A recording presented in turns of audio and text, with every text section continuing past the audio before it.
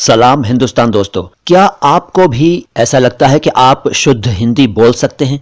क्या आपको लगता है कि आपको उर्दू के शब्दों की बिल्कुल ज़रूरत नहीं है अपनी बात कहने के लिए? अगर आपको ऐसा लगता है तो आप गलत हैं। यही बात मैं इस सीरीज़ में पिछले कई एपिसोड्स से कह रहा हूं और ये चैनल है माय हिंदी माय उर्दू और मैं हूं मोइन शम्सी, ये तो आप जानते ही हैं। आज की मुलाकात में भी मैं आपको कुछ ऐसे शब्द बताऊंगा जो आपको हिंदी के लगते हैं लेकिन हिंदी के हैं नहीं। ऐसा ही एक शब्द है बरी। कहते हैं ना, कोई आजाद हुआ अगर जेल से छूटा कैद से तो कहते हैं बरी हो गया। तो बरी शब्द आप जानते हैं किस भाषा का है? बरी है अरबी भाषा का, अरबी से उर्दू में आया। इसके लिए हिंदी में क्या शब्द है ये आप मुझे बताइएगा कमेंट बॉक्स में। बरी। और एक शब्द है बजाज। बजाज बड़ा जाना पहचाना शब्द है आपका, एक बड़ी कंपनी का नाम भी है और एक क्या कई कंपनियां हैं इस नाम से। लेकिन क्या आप बता सकते हैं ये किस भाषा का शब्द है? बजाज असल में बजाज शब्द है और इसको बजाज भी कहते थे शुरू में, बजाज। तो बजाज या बजाज बजाज बन गया। इसका अर्थ क्या है? बजाज का अर्थ है कपड़े का व्यापारी। जी हां, अरबी भाषा में कपड़े के व्यापारी को बजाज कहते हैं। यही शब्द हिंदी में बजाज बन गया। सरनेम भी होता है बहुत लोगों का। इसके बाद बाद। जी हां, बाद, वही बाद जो मैंने अभी बोला, इसके बाद, उसके बाद, किसके बाद, बाद। बाद शब्द के लिए हिंदी में पश्चात शब्द है और उपरांत शब्द है। लेकिन आप पश्चात और उपरांत ज्यादा बोलते हैं या बाद ज्यादा बोलते हैं, ये आप सोचिए। यकीनन बाद शब्द ज्यादा बोलते हैं जो कि अरबी का है।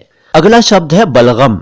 बलगम आप समझते हैं, जब तबीयत खराब होती है, शरीर में कुछ प्रॉब्लम होती है, गला खराब होता है या सर्दी का असर होता है तो हमारे शरीर के अंदर बलगम बनता है जिसे कई लोग बलगम कह देते हैं। अब आप में से कुछ लोग अगर इस शब्द को सुनकर ऐ कर रहे हैं, यानी उनको अगर घिन आ रही है, तो भैया ये भी एक शब्द है, जानकारी के लिए सुनिए, इसके बारे में ज्यादा गहराई से मत सोचिए। तो मैं बता रहा था बलगम के बारे में। बलगम अरबी भाषा का शब्द है। अब आप ये बताइए हिंदी में इसे क्या कहते हैं? क्योंकि आप तो बलगम को बलगम ही कहते हैं, या बहुत होता है तो बलगम कह देते हैं, गा नहीं बोल पाते हैं तो। लेकिन हिंदी में इसके लिए क्या शब्द है जरा बताइए कमेंट बॉक्स में। इसके बाद बंदूक, गन। क्या शब्द है हिंदी में? आप कहेंगे यही तो है हिंदी।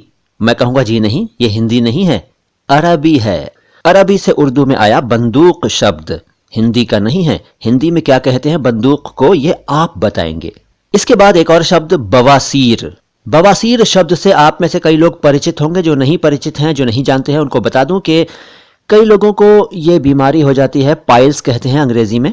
शरीर के निचले हिस्से में ये बीमारी होती है कुछ लोगों को। ज्यादा बताने की जरूरत नहीं है, आप समझते हैं। बस मैं ये बताना चाह रहा हूं कि ये हिंदी का शब्द नहीं है, अरबी का शब्द है और उर्दू में चलता है। आप ये बताइए कि इसको हिंदी में क्या कहते हैं, और जो शब्द आप बताने वाले हैं कमेंट बॉक्स में, क्या आप उसका इस्तेमाल भी करते हैं या बवासीर को बवासीर ही बोलते हैं? बताइएगा। अच्छा, आप लोगों में से कई लोगों ने कभी ना कभी प्रॉपर्टी खरीदी या बेची तो होगी, या आपके घर में किसी और ने खरीदी बेची होगी। तो इस खरीद फरोख्त यानी क्रय विक्रय के लिए एक पेपर बनता है, डॉक्यूमेंट बनता है, बैनामा। बैनामा, बै अरबी भाषा का शब्द है, नामा फारसी भाषा का शब्द है। इन दोनों के योग से बना बैनामा।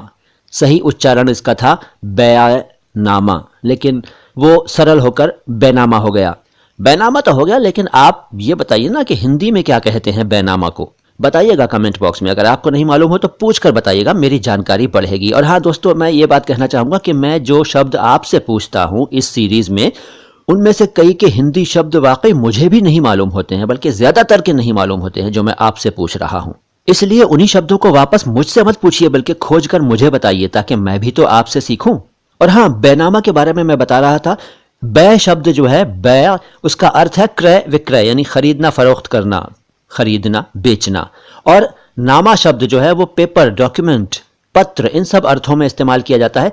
तो यहां हम कहेंगे ऐसा डॉक्यूमेंट जो प्रॉपर्टी की खरीद फरोख्त के लिए लिखा जाए, बैनामा। इसके बाद अगला शब्द है बयान। बयान शब्द आप बहुत सुनते पढ़ते होंगे और बोलते भी होंगे। कोर्ट कचहरी, पुलिस थाना वगैरह में इस शब्द का अक्सर जिक्र होता है और अखबारों में भी होता है। और पॉलिटिकल लीडर्स जो हैं वो भी इसका खूब इस्तेमाल करते हैं बयान का, और सभी लोग आमतौर पर इसका इस्तेमाल करते हैं या सुनते हैं। बयान, बयान अरबी का है, अरबी से उर्दू में आया। हिंदी में क्या कहते हैं आप बताइए, मेरी जानकारी बढ़ाइए। शब्द अभी और भी हैं, लेकिन आपसे कहना चाहूंगा कि अगर आपको ये वीडियो अभी तक अच्छा लगा है तो लाइक का बटन दबा दीजिए, और अगर आपने इस चैनल को अभी तक सब्सक्राइब नहीं किया है तो सब्सक्राइब कर लीजिए। हमारे इस चैनल पर घंटी का बटन कभी नहीं दबाया है तो दबा दीजिए, और कमेंट बॉक्स में कुछ ना कुछ जरूर लिखा करें, चाहे पूछा करें, चाहे बताया करें, चाहे कोई और बात लिखा करें, लेकिन लिखा जरूर करें कुछ ना कुछ। और हमारे वीडियोस को ज्यादा से ज्यादा शेयर कीजिए ताकि जानकारी सब तक पहुंचे। फेसबुक पर हमारे पेज माई हिंदी माई उर्दू को फॉलो कीजिए, लाइक कीजिए। अगला शब्द है बिस्तर। बिस्तर को हिंदी में कहते हैं शैया, लेकिन आप बिस्तर शब्द ज्यादा इस्तेमाल करते हैं या शैया? बताइए। यकीनन आप बिस्तर शब्द ज्यादा इस्तेमाल करते हैं। और एक और शब्द है बोरिया। ये दोनों शब्द कई बार एक साथ इस्तेमाल किए जाते हैं। बोरिया बिस्तर, कहते हैं ना कि भाई चल भाई चल अपना बोरिया बिस्तर लपेट निकल ले, है ना, बोरिया बिस्तर। क्या आप जानते हैं बोरिया किसे कहते हैं? मैं बताता हूं। देखिए, बोरिया फारसी भाषा का शब्द है और असल में यह है बोरिया। बोरिया नहीं है बल्कि बोरिया, और बोरिया का मतलब है खजूर की पत्तियों की चटाई। और इस शब्द को बिस्तर के साथ इस्तेमाल किया जाता है। बिस्तर भी फारसी भाषा का शब्द है। जी हां, बोरिया और बिस्तर दोनों फारसी भाषा के शब्द हैं। अब आप मुझे यह बताइए कि बोरिया के लिए हिंदी में क्या शब्द है, और आप बिस्तर शब्द का इस्तेमाल ज्यादा करते हैं या शैया का?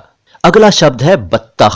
इसको बतख या बतक या बदक कह देते हैं, लिख भी देते हैं कई बार, लेकिन असल में यह बत्तख और बतख दो रूपों में चलता है। बत्तख है और बतख भी चला आ रहा है। समझ तो गए होंगे आप कि कौन सा पक्षी होता है ये। हिंदी में क्या कहते हैं ये आप मुझे बताएंगे, क्योंकि मैं तो जानता नहीं हूं। हाँ, ये जरूर जानता हूं कि ये शब्द फारसी का है, बत्तख, बतख। अच्छा, ये बताइए कि बगल जो है हमारी दो बगलें, बगलें जिनको हिंदी में काख कहते हैं, काख, इस बगल शब्द को जानते हैं किस भाषा का है? शायद आप कहेंगे कि अरबी का, कुछ लोग कहेंगे कि फारसी का। ये फारसी का ही है, बगल। हिंदी में काख कहते हैं जैसा कि मैंने अभी बताया, लेकिन आप शब्द कौन सा इस्तेमाल करते हैं, बगल या काख?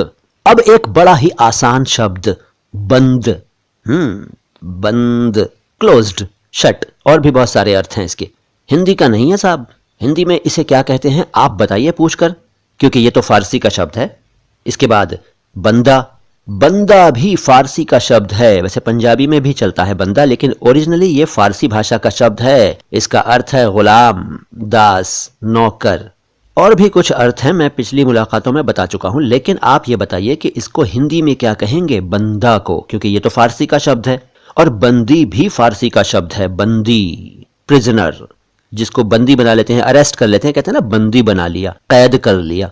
हिंदी में क्या कहते हैं आप बताइए, क्योंकि ये फारसी का शब्द है। जी हाँ, शब्द मेरे पास बहुत सारे हैं, आपको बताता रहूंगा, लेकिन फिलहाल तो मोइन शम्सी को इजाजत दीजिए, क्योंकि मुझे अगले एपिसोड्स की भी तैयारी करनी है। आता हूं बहुत जल्द लेकर आपके लिए मजेदार जानकारी हिंदी और उर्दू के बारे में। फिलहाल वही आप जानते ही हैं।